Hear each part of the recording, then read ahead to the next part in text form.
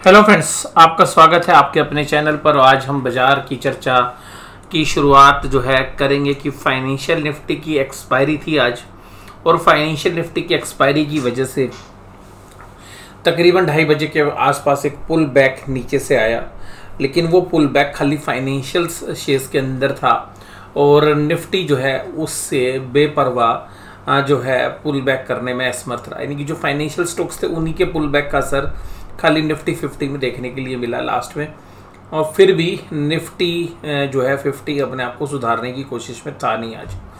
आज बाजार जब खुले सुबह ओपन हुए 19,627 के ऊपर, और इसके बाद बाजार ने वहां से तकरीबन 7 पॉइंट की तेजी और की। वहीं पर डे का हाई लग गया और बाजार सुबह खुलते के साथ ही धीरे धीरे नीचे की राह पकड़ ली और तकरीबन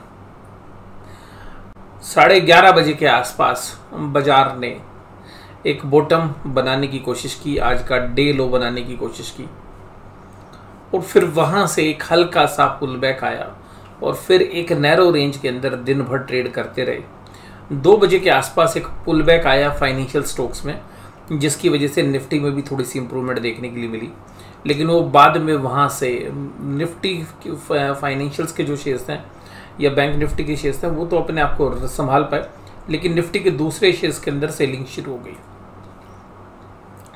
और निफ्टी के अंदर अगर हम बात करें तो 19,550 के आसपास फिर देखिएगा तकरीबन 2:45 बजे के आसपास दोबारा से आ गया और फिर वहीं पर एक रेंज रही। फाइनेंशियल्स के शेयर्स के अंदर वोलेटिलिटी रही, बैंक निफ्टी के स्टॉक्स भी जो है काफ़ी वोलेटाइल रहे with in the range of 100 points, और जो पूरी रेंज है मार्केट की सुबह से शाम तक की वो काफ़ी नैरो हो गई है। अगर हम निफ्टी की भी बात करें तो मात्र 100 पॉइंट के अंदर निफ्टी पूरे दिन घूमता रहा और कैंडल आज रेड बनी है, क्लोजिंग आज नेगेटिव हुई है, और अब जो पैटर्न बनने की तैयारी हो रही है वो अगर हम थोड़ा सा गौर फरमाएं निफ्टी में तो आप देखेंगे कि ये एक एरिया है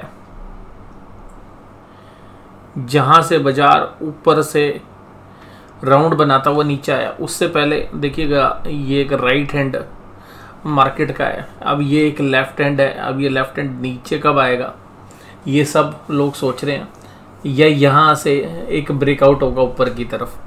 अभी तक जो पैटर्न्स हैं उनको देख के तो लगता है कि नीचे के आउटलुक हमें ज़्यादा समझ में आ रहे हैं, क्योंकि बाजार ऊपरी लेवल पर सस्टेन नहीं कर रहा है।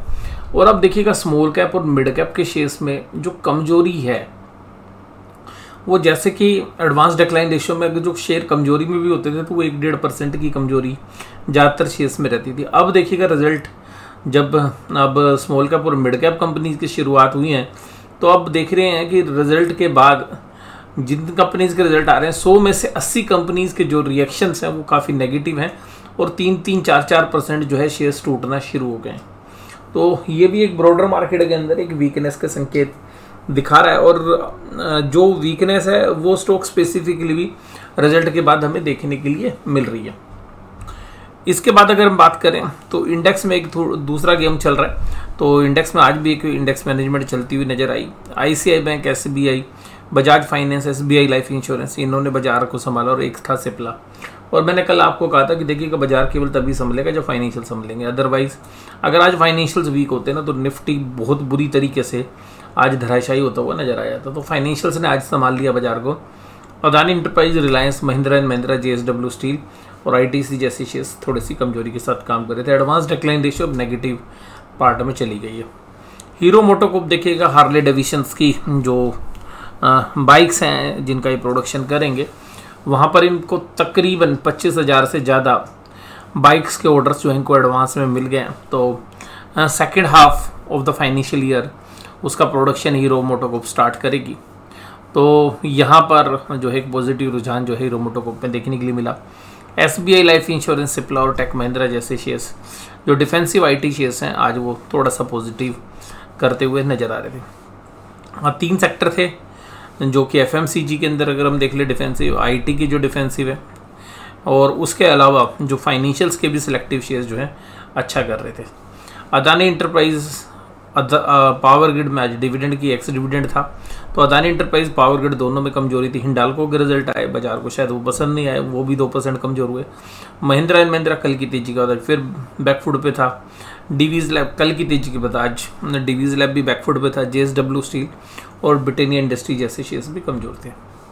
निफ्टी बैंक 126 पॉइंट की तेजी के साथ आज क्लोज हुआ और तकरीबन 10 सवा 10 बजे के आसपास जो है निफ्टी बैंक ने एक अच्छी हुंकार भरी एक तेजी वाला माहौल बनाया, लेकिन 45,096 का जो है हाई बनाने के बाद बाजार फिर वहाँ से एक अच्छी खासी सेलिंग देखते हुए नीचे की तरफ उतरने लगा और पूरे दिन भर एक रेंज में ही निपटाता हुआ नजर आया। बाद में जो है लास्ट के अंदर अगर हम बात करें 2-2:30 बजे के आसपास, तो बाजार विद इन द रेंज बहुत वोलेटाइल रहा और 100 पॉइंट्स के जो मूव्स हैं वो दोनों तरफ जो है देखने के लिए मिले। और फाइनेंशियल निफ्टी की एक्सपायरी की बदौलत एक अच्छी खासी वोलेटिलिटी लास्ट के 1 घंटे में रही, but with in the range रही। तो दोनों पार्टीज काफ़ी मजबूत नजर आ रही थी, तेजी करने वाले भी मंदी करने वाले भी। जैसे ही बाजार 44,900 के आसपास आ रहा था तो बाइंग आ रही थी, और जैसे ही बाजार 40,995 के आसपास जा रहा था तो वहाँ पर एक सेलिंग नजर आ रही थी। और पैटर्न देखिएगा, काफ़ी अच्छे चांस हैं कि एक हेड एंड शोल्डर पैटर्न बन सकता है कि एक सर बने, एक हाथ बना हुआ है, अब दूसरा हाथ भी बनता है। अगर हेड एंड शोल्डर्स बनता है तो देखिएगा फिर उसका जो यहाँ पे बेस है, पहला बेस आता है वो आता है 43,600 के आसपास। मुझे लगता है कि वहाँ पर एक अच्छा बेस बनेगा, क्योंकि वहाँ पे काफ़ी जबरदस्त तरीके से काम हुआ है, तो उसको टूटना इतना आसान भी नहीं है। तो हमें लग रहा है कि ऊपरी लेवल से बाजार 1200 से 1500 पॉइंट आने वाले 15-16 दिन के अंदर नीचे की राह जो है पकड़ सकते हैं, ऐसे काफ़ी अच्छी संभावना बन रही है। अब क्योंकि एक नैरो रेंज है और एक डायरेक्शन क्लियरली बता पाना थोड़ा सा मुश्किल है, क्योंकि एक नैरो रेंज के अंदर बाजार जो है फंसा हुआ है। अब जब रेंज में से निकलेगा नहीं तब तक बता पाना थोड़ा सा मुश्किल होता है, लेकिन हमारा व्यू ये है कि जिस तरीके से इंडेक्स मैनेजमेंट हो रही है, एक दिन बैंक निफ्टी स्टॉक्स को चला रहे हैं, एक दिन बाकी शेयर्स चल रहे हैं, वो शायद अब ख़त्म होता हुआ नज़र आ रहा है। बस कुछ ही समय की बात है, अब 2 ट्रेडिंग सेशन लगे, 4 ट्रेडिंग सेशन लगे। मुझे लग रहा है कि जो डिस्ट्रीब्यूशन है वो हुआ है काफ़ी बेहतरीन, और बड़े प्लेयर्स देखिएगा बाजार को ऊपरी लेवल पर सेल करके आए हुए हैं और यहाँ पर भी लगातार सेल कर रहे हैं, और एफआईआईज़ की सेलिंग लगातार बनी हुई है। तो मुझे लग रहा है कि एफआईआईज़ आप तेजी करने के मूड में नहीं है और कैश मार्केट में लगातार माल बेच रहे हैं, तो उसका असर आपको जो है मंथली एक्सपायरी में शायद देखने के लिए मिले। और बाकी आज पीएसयू बैंकिंग स्टॉक्स का जो इंडेक्स है वो काफ़ी मजबूत था, जिसका असर आपको फिर फाइनेंशियल निफ्टी और बैंक निफ्टी के अंदर भी जो है देखने के लिए मिला।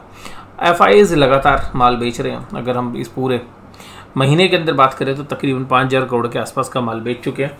वहीं पर डीआईज ने तकरीबन 4,800 करोड़ के आसपास का माल उठा भी लिया है, तो बाइंग सेलिंग बराबर चल रही है। एफआईज ने इंडेक्स फ्यूचर्स भी इस महीने के अगर बात करें 1 अगस्त से अब तक तो तकरीबन 2,000 करोड़ के इंडेक्स फ्यूचर्स बेच रखे हैं, और जो सरप्राइज कर रहा है वो कर रहा है 36,000 करोड़ की जो इंडेक्स ऑप्शंस खरीद रखी हैं। और इसके अलावा कुछ इंडेक्स ऑप्शंस लास्ट मंथ में भी खरीदी गई थी जो इसी एक्सपायरी की हैं। तो मुझे लगता है कि ये जो ऑप्शंस हैं इसमें काफ़ी बड़ी मात्रा पुट ऑप्शंस की है, और ये बड़े प्लेयर्स अपनी हेजिंग रखते हैं हालांकि, तो एक अच्छी खासी जो है वोलेटिलिटी आपको बहुत ही जल्द देखने के लिए मिल सकती है। और स्टॉक फ्यूचर्स में भी जो है सेलिंग ही थी आज, तो तकरीबन तीनों को अगर हम जोड़ें तो तकरीबन इंडेक्स फ्यूचर्स को, स्टॉक फ्यूचर्स को और कैश मार्केट को, तो तकरीबन 12,000 करोड़ के आसपास की सेलिंग एफआईआईज जो है पूरा का पूरा इस महीने के अंदर कर चुके हैं। इसके बाद बात करें पुट कॉल रेशियो, तो पुट कॉल रेशियो में क्या होता है कि जब बाजार जिस दिन वीकनेस होती है तो पुट राइटर बैकफुट पे आ जाते हैं, तो पुट कॉल रेशियो जो है एक नॉर्मल है, ना तो हम ये कहेंगे कि ओवरबोट है ना ओवरसोल्ड है।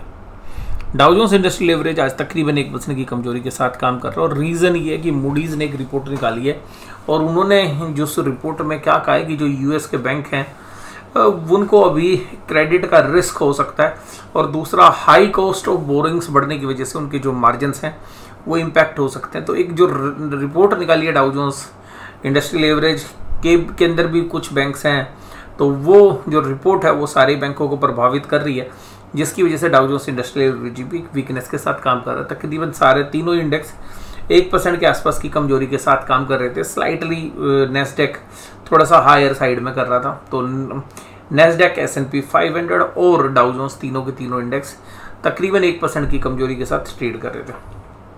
ब्रेंट क्रूड $85 के नीचे आ गया। ऑप्शन चेन के डेटा में अगर हम बात करें तो निफ्टी के अंदर एक जबरदस्त कॉल राइटिंग आपको 19,600 से लेके 19,800 तक देखने के लिए मिलेगी।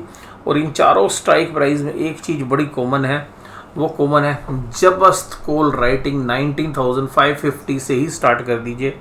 और ओपन इंटरेस्ट बहुत तेज़ी से बढ़ा हुआ है, कॉल राइटर बड़े एग्रेसिवली यहाँ पे काम कर रहे हैं। निफ्टी के अंदर हमने एक चीज़ देखी है कि 19,550 और 500 यहाँ पर पुट अनवाइंड हो रही हैं, और जो ओपन इंटरेस्ट है वो कॉल साइड लगातार बढ़ रहा है और पुट साइड के अंदर थोड़ा सा बैकफुट पर आ गए हैं। और जो पुट राइटिंग है यहाँ पर अगर हम देखें तो थोड़ा सा बेस जो है नीचे की तरफ शिफ्ट होता हुआ नजर आ रहा है। पुट राइटर ने अपने आप को 19,400 की तरफ शिफ्ट करने की कोशिश की है और 19,500 में एक अनवाइंडिंग भी हुई है। तो इससे अगर हम कैलकुलेट करें तो बाजार आपको जल्दी एक नई रेंज के अंदर जाता हुआ नजर आएगा, जो बनती है हमें 19,500 टूटने के बाद 19,400। ऊपर की तरफ अगर हम बात करें तो 19,650 630 के आसपास का दायरा, और 630 के बाद अगर बाजार ऊपर की तरफ निकलता है तो फिर एक शॉर्ट कवरिंग रैली आ सकती है जो बाजार को 100-150 पॉइंट और ऊपर की तरफ खींच सकती है।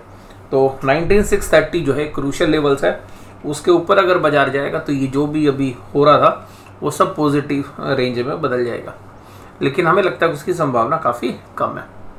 और बाजार जो है 400 की लाइन में कभी भी आ सकता है। 19,400 वाली लाइन जो है कभी भी पकड़ सकता है। और बैंक निफ्टी के अंदर थोड़ी सी पोजीशंस अलग है। बैंक निफ्टी में कॉल राइटर भी और पुट राइटर दोनों बराबर की लड़ाई के लिए तैयार हैं, और किसी भी पार्टी ने अपने हथियार आज नहीं छोड़े हैं। और स्पेशली आज मैं प्राइस एक्शन देख रहा था ICICI बैंक का, तो ICICI बैंक में देखिएगा एक अच्छे वॉल्यूम के साथ नीचे से बाइंग आ रही थी, तो उसी वॉल्यूम के साथ सेलिंग भी आ रही थी। तो ICICI बैंक में आज एक अच्छा खासा वोलेटाइल सेशन था, और बाकी बैंकों में भी था, बट ICICI बैंक पर हमने क्लोजली देखा कि ऊपरी लेवल पर सेलिंग भी अच्छी है और निचले रेट पे बाइंग भी अच्छी है। और वही चीज़ आपको ऑप्शन चेन में मिल रही है, यानी कि दोनों साइड की पार्टी जो है मजबूती के साथ खड़ी हुई है, और चाहे वो कॉल राइटर हो चाहे पुट राइटर हो। तो हम ये नहीं कह सकते कि इसका पलड़ा भारी है। हालांकि 45,000 पर देखिएगा टोटल ओपन इंटरेस्ट में देखें तो कॉल साइड थोड़ी सी ज़्यादा राइटिंग है, लेकिन आप ये देखेंगे कि 45,000 में आज की जो राइटिंग हुई है वो पुट साइड हुई है ज़्यादा। तो जो कॉल साइड थी वो पहले की थी, और आज जो राइटिंग हुई है कॉल साइड में, जितनी कॉल साइड में राइटिंग हुई है उतनी ही राइटिंग आपको पुट साइड में भी देखने के लिए मिल रही है जबरदस्त तरीके से। तो ये बात आपको बताएगी कि भाई बैंक निफ्टी ऑप्शन चेन के हिसाब से न्यूट्रल जो है पोजीशंस के ऊपर जो है अपने आप को स्थापित किए हुए। तो ये था आज का आकलन, हमें बाजार किस तरीके से लग रहा है आगे की तरफ। तो वो रुख हमारा यही है कि बाजार अभी भी सेल ऑन राइज वाली मार्केट के अंदर ही फंसा हुआ। अगर आज भी हम बात करें तो जब राइज आया तो बाजार एक सेल होता हुआ नजर आया। एक टेक्निकली आप ध्यान रखिएगा 19,630 एक ऐसा आंकड़ा जब तक बाजार इसके नीचे है निफ्टी और मंदी की चपेट में आ सकता है। 19,630 के ऊपर अगर बाजार क्लोज देता है तो 100-150 पॉइंट की शॉर्ट कवरिंग रैली आ सकती है, उस बात की काफ़ी अच्छी संभावना है। तो मुझे अभी लगता है कि बाजार जो है स्मार्ट प्लेयर ने ऊपरी लेवल पर एक अच्छा खासा डिस्ट्रीब्यूशन किया है, और अगर वो डिस्ट्रीब्यूशन जैसे ख़त्म होता है तो एक ऊपर से एक सेलिंग प्रेशर देखने के लिए मिल सकता है। तो आज की इस वीडियो में बस केवल इतना ही। वीडियो देखने के लिए धन्यवाद। Thank you very much.